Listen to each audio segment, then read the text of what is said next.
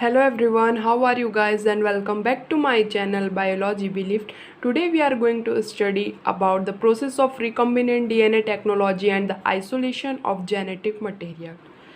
So as I already completed the topics from this chapter such as restriction enzyme, cloning vectors and the competent host. If you are not watched that video yet, you can go and watch the videos which is uploaded in my channel. So let's start it our process of recombinant DNA technology.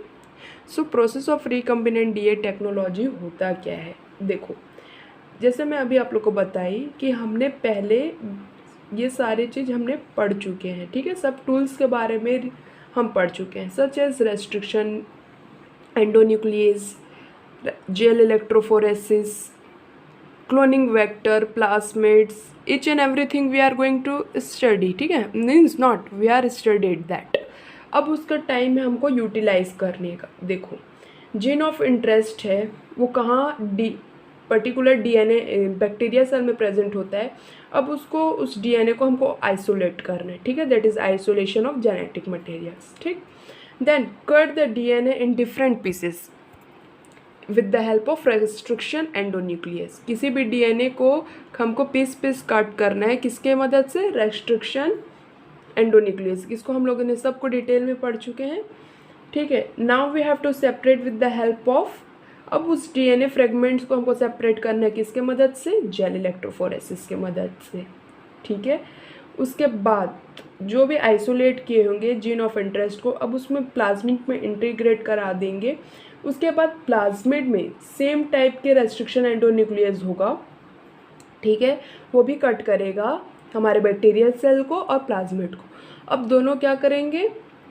Gene of interest को, ठीक है, उसके बाद sticky and से जुड़ जाएंगे। उसके बाद वो कॉपी नंबर बनाएंगे, ठीक है। अब कॉपी नंबर बन गया with the help of DNA replication, वो क्या होगा? बहुत ज़्यादा कॉपी बन जाएगा। उसके बाद क्लोनिंग करेंगे, ठीक है। उसके बाद हम उसको सेंड कर देंगे कहाँ? होस्ट ऑर्गेनिज्म में। आई होप आप लोगों को यहाँ तक समझ में आ गया होगा, ठीक है गाइस।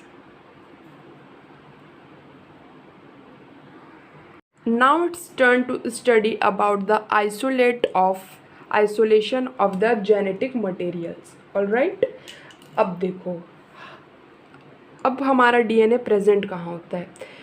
देखो पहले तो जेनेटिक मटेरियल्स क्या होता है आपको ये पता होना चाहिए। पहले आप लोग को बता देती हूँ। This is your bacteria cell. Bacteria cell के अंदर क्या होता है? न्यूक्लियस। उसके बाद suppose this is your nucleus, ये क्रोमोसोम होता है, ठीक है। अब क्रोमोसोम के अंदर ये क्या होता है? डीएनए, ठीक, समझ में आया। अब ये डीएनए कहाँ प्रेजेंट होता है गाइस? देखो हमने पढ़ा है कि डीएनए सबसे बेहतरीन आपका जेनेटिक मटेरियल क्या है? न्यूक्लिक एसिड, ठीक है। Your nucleic acid is divided into 2 half, that is DNA and RNA, ठीक है। DNA most of the organism में होता है genetic materials, and exception some viruses, ठीक है। Some viruses, not at all. ये आरएनए होता है आपका जेनेटिक मटेरियल, ठीक है। अब देखो अब हमको क्या करना है? जो रेस्ट्रिक्शन एंडोन्यूक्लियस होता है, ठीक है, वो काम करता है सिर्फ आपके प्योर फॉर्म डीएनए में, ठीक है। Your restriction endonuclease only act on your pure form of DNA, ठीक है। प्योर फॉर्म में प्रेजेंट होता है। अब प्योर फॉर्म मैं क्यों बोल रही हूँ?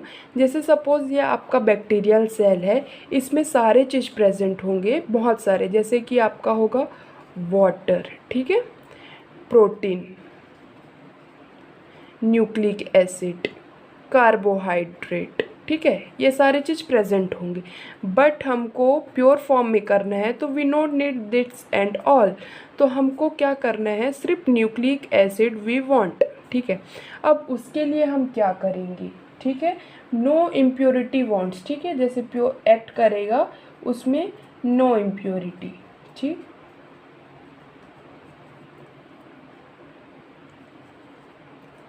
No impurity means no wants of that water carbohydrate proteins. ठीक है, ये उसको नहीं चाहिए होगा।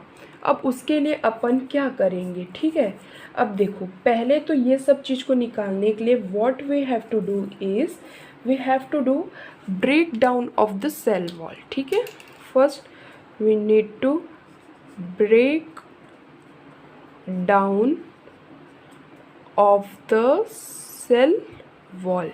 ठीक है, अब देखो हाँ मैं ब्रेक डाउन करूँगी सेल वॉल का। ठीक है, अब देखो जो सेल वॉल है वो किससे मेड अप ऑफ होता है, लिपिड से और सम प्रोटीन से। ठीक है,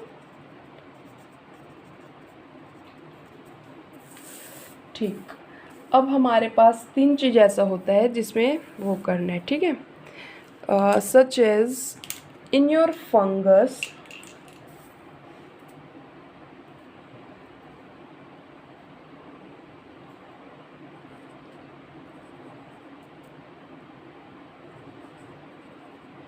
the cell wall is made up of chitin and we need to chitinase. ठीक है, in the plant the cell wall is made up of, yes, then we need to what, cellulase. ठीक है, and in the bacteria we need to do with the help of lysozyme। जैसे कि मैंने आप लोगों को डाइजेशन एब्जॉर्प्शन में भी बताई थी और आप जानते भी होंगे कि जो लाइसोजाइम है वो कहाँ प्रेजेंट होता है, आपके सलाइवा में। ठीक है, सलाइवा में होता है और टीयर्स में होता है और म्यूकस में होता है। ठीक है,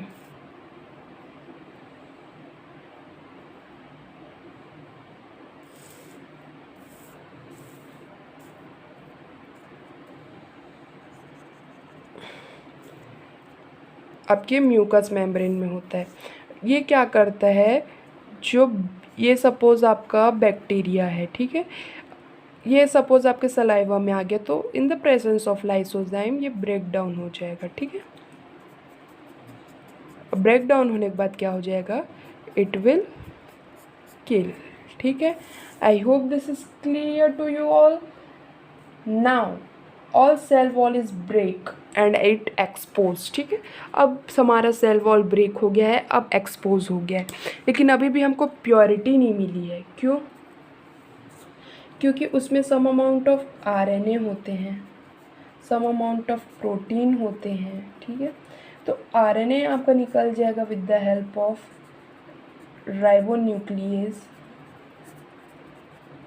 and your protein with the help of proteonucleases। ठीक है, I hope this is clear. अब देखो, अब हमारा प्योर डीएनए आ गया, प्योर न्यूक्लिक एसिड। ठीक है, अब वो न्यूक्लिक एसिड आ गया, अब हम क्या करेंगे, उस पर चिल्ड इथेनॉल डालेंगे। ठीक है, चिल्ड इथेनॉल डालेंगे तो उसमें क्या हो जाएगा, जो डीएनए है वो प्रेसिपिटेट हो जाएगा और फिर हम उसमें रेस्ट्रिक्शन एंडोन्यूक्लियस कर लेंगे। ठीक है,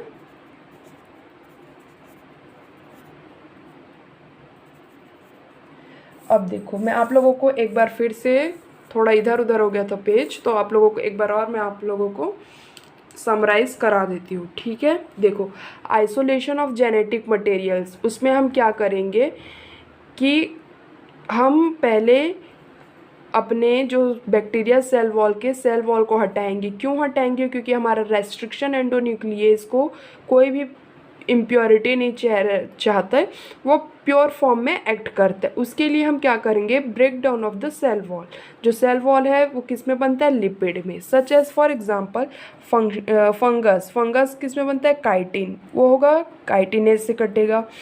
और प्लांट, ये एंजाइम है ना, some enzyme we are using for break down of the cell wall. Plant में सेल्यूलेज और बैक्टीरिया लाइसोज, ठीक है। जैसे मैं आप लोग को बताई, जो स्लाइवा टीयर म्यूकस में रहता है वो किल करेगा, ठीक है।